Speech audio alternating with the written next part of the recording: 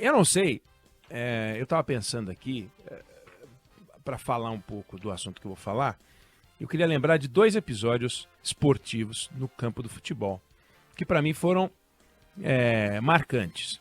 Um aconteceu em 2011, outro aconteceu em 2014. O de 14, obviamente, muito mais impressionante que o de 2011. Mas em 2011, dezembro de 2011, o Brasil parou para assistir a final do Mundial do Santos contra o Barcelona.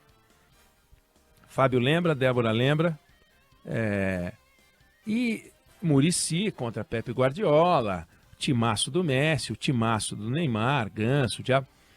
E aí, o que aconteceu, Fábio? No Brasil, na verdade, o Santos tomou um coco. Não via a bola, via a bola? Não. Não tinha, não dava. Era para lá e para cá, e ficavam batendo, trocando bola o Barcelona, não sei o que e tal, aquele time absurdo e tal. E parecia que era um outro esporte, né, que eles jogavam, o Barcelona. Era um outro esporte que eles jogavam.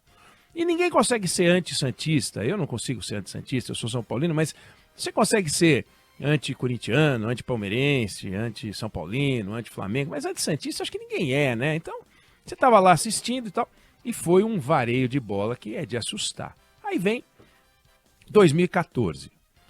Bom, esse não tem nem o que falar, todos os brasileiros torcendo Brasil e Alemanha 7-1. Uma coisa que também não dava para explicar, né? O Brasil simplesmente não viu a bola e a Alemanha só ficou no 7-1 porque ela falou, não, vamos fazer um segundo tempo de 2-1, né?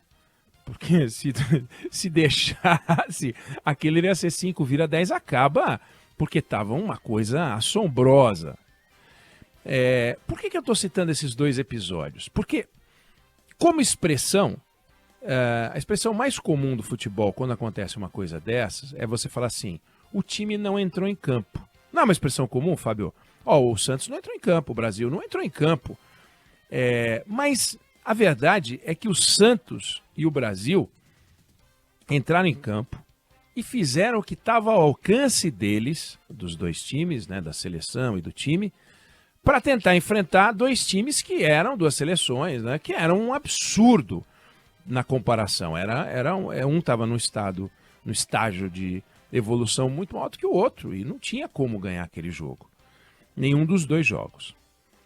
E por que eu estou citando esses 2? Porque são muito claros, é muito evidente que o Santos tentou. É muito evidente que o Brasil tentou, só que não conseguiu. Não conseguiu.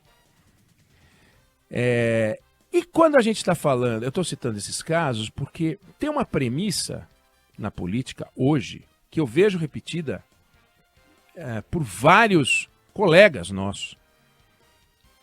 Olha, Lula está dando mais atenção para a política internacional do que está dando atenção para a política interna. O que é verdade, ele está dando muita atenção para a política internacional.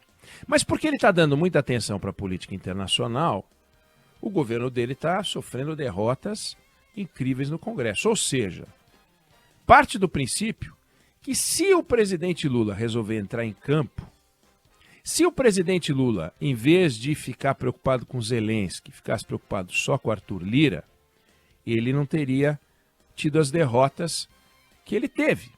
Ou seja, se o Santos tivesse agido de um jeito diferente, se o Brasil tivesse agido, a gente não teria... Tá bom, mas o fato é o seguinte, o governo não consegue vencer as batalhas que não venceu e vence as batalhas que venceu porque a política mudou. A política está diferente.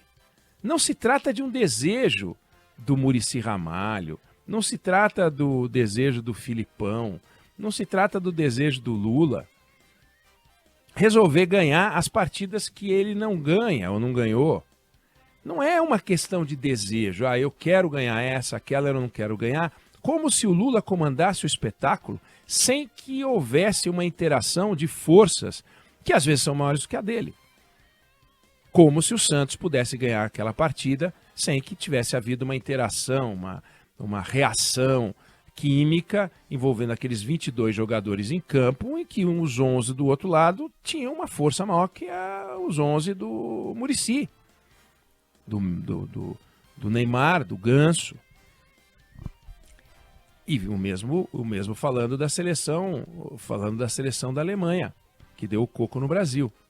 Então, não se trata, quer dizer, a premissa que eu entendo ousada e, para não dizer errada, é dizer, se em vez de se dedicar à agenda internacional e olhar para o Zelensky, eu não estou dizendo que tem que olhar para o Zelensky, acho que perda de tempo ele olhar para o Zelensky, mas se em vez de ele olhar para o Zelensky, amanhã ele vai ter uma reunião de países da América do Sul, e ele fez uma agenda de viagens, esteve com vários chefes de Estado.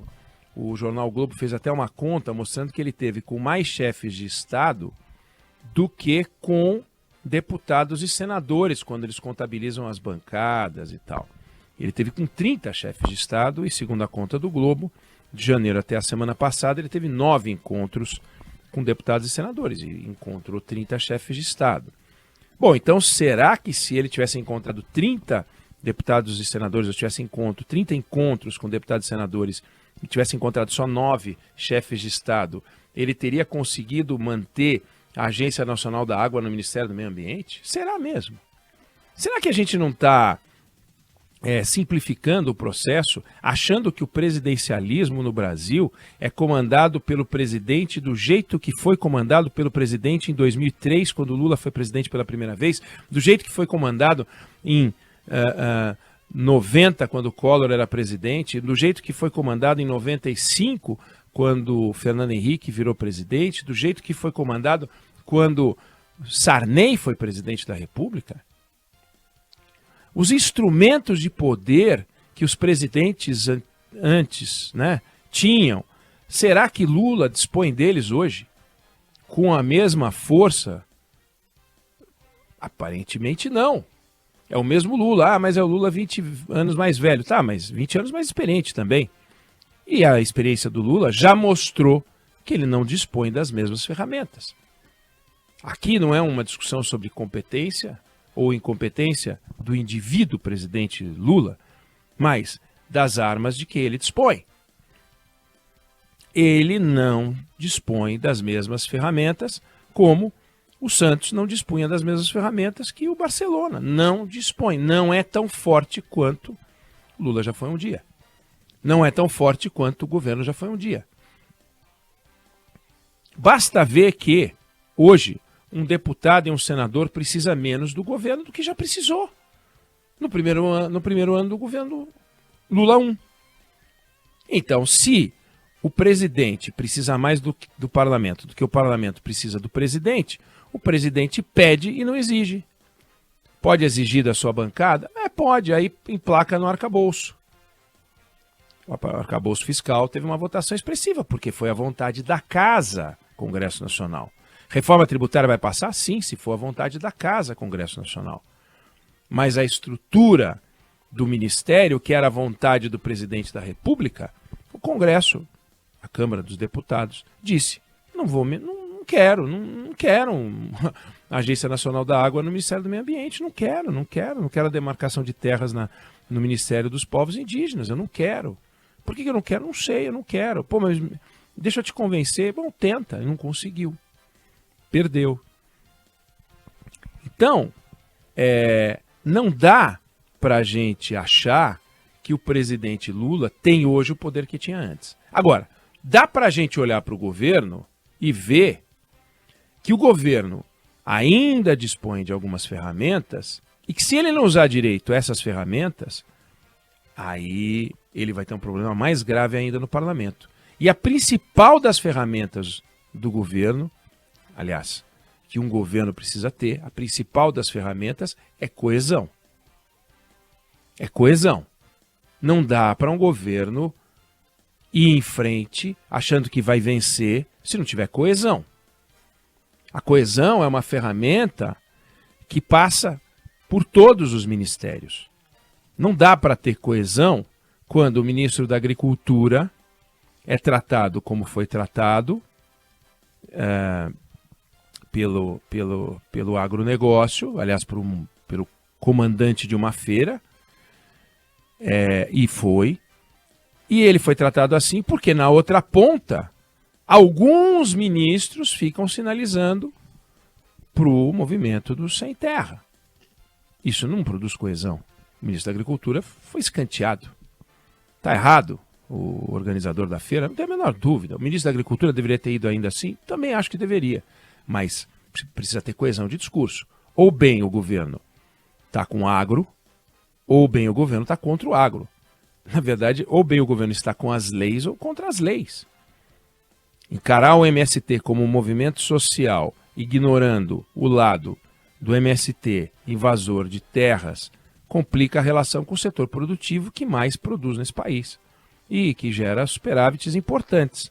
É isso? Tá bom, então nós vamos ter um problema. Quando o ministro da Indústria e Comércio, que é o vice-presidente, lança um programa de redução de impostos para tentar aumentar a venda de automóveis, sugerindo algo transformador, sugerindo que é o início de uma política, aliás, no Dia da Indústria, que tem ali uma política de transformação, de novidade, para tentar vender mais automóvel e tal. E diz, mas a Fazenda ainda vai avaliar. Primeiro que lançar um programa que a Fazenda ainda vai avaliar significa que não está lançando programa nenhum. Porque se a Fazenda ainda vai avaliar, ou bem a Fazenda não pode avaliar, e aí o programa está lançado, e aí é uma mera formalidade, ou a Fazenda sim vai avaliar, e isso pode mudar o tamanho do anúncio. Foi o que aconteceu.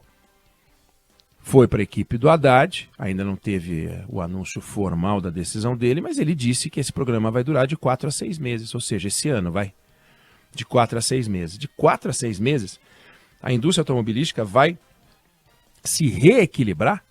O Haddad ainda teve o cuidado de, nas falas dele sobre esse assunto, dizer que é preciso apoiar e tal. Mas o fato é que quando ele diz que esse programa vai durar de 4 a 6 meses, ele está dizendo que esse programa não existe. Simplesmente não existe. A Zona Franca de Manaus está aí, desde a Constituição, enfim, perene. Programas de apoio e você põe redução de tributos, não dura um ano. Um programa que não dura um ano. É o mínimo. A indústria automobilística está vendendo menos automóvel hoje do que vendia antes, há 10 anos. E aí? Então vamos dar um fomento, vai lá e coloca. Essa é uma questão importante, porque se o governo anuncia um programa, por exemplo, de redução de cobrança de tributos para vendas online aqui para o Brasil, e depois esse programa é abandonado. O governo lança um programa de venda de passagens aéreas a R$200, anuncia com pompas e tal, e depois esse programa é abandonado. Fala que vai rever leis trabalhistas e depois abandona. Anuncia um programa para redução de impostos para carro popular que depois é destronado, destroçado porque vem um programa de 4 a 6 meses. O que tem de Congresso aqui? Nada. É só falta de sintonia. Aí sim, o presidente pode chamar, e já chamou, e já falou, mas pelo visto não funcionou. Porque ele falou, quando o Márcio França lançou o programa de venda de passagens baratas, ele disse que não tinha negociado com a Casa Civil. Pois bem, sumiu o programa. E agora? Por que ele não puxou a orelha do ministro da Indústria e Comércio, seu vice, Geraldo Alckmin, que não negociou com a Fazenda? E agora o programa vem também pequenininho. Então, a coesão do governo, ela precisa vir para que o Congresso Nacional, pelo menos, observe e diga, tem uma coisa ali acontecendo, os caras estão organizados, tem um projeto, tem uma linha, tem um comando, tem uma direção. E aí isso pode mobilizar a base, que na Câmara uma base que não é suficiente se não houver o envolvimento de partidos que não pertencem à base e que vão se envolver quando houver um arcabouço como esse, vão se envolver eventualmente na reforma tributária para aprovar a reforma tributária que o Congresso quiser. Então, eu insisto que talvez haja uma certa precipitação dos analistas ao dizer que Lula está errado em se dedicar mais ao exterior, porque se dedicasse mais às negociações com o Congresso, poderia obter vitórias maiúsculas. Desconfio que a falta de ferramenta para o Lula, para qualquer presidente que entrar lá, diante do poder que o Congresso tomou nos últimos anos, coloca o presidente da República numa posição semelhante ao Santos e ao Brasil em jogos decisivos e que deixaram a gente de fora tomando um vareio de bola, porque faltam os instrumentos necessários. Ou seja, o governo vai ter que fazer uma concessão de agenda como forma de poder conseguir alguma coisa do seu programa original. Tentar emplacar seu programa original, aparentemente, não vai dar certo. Eu não sei se você concorda, se você discorda, mas essa é a opinião que eu tenho sobre o assunto.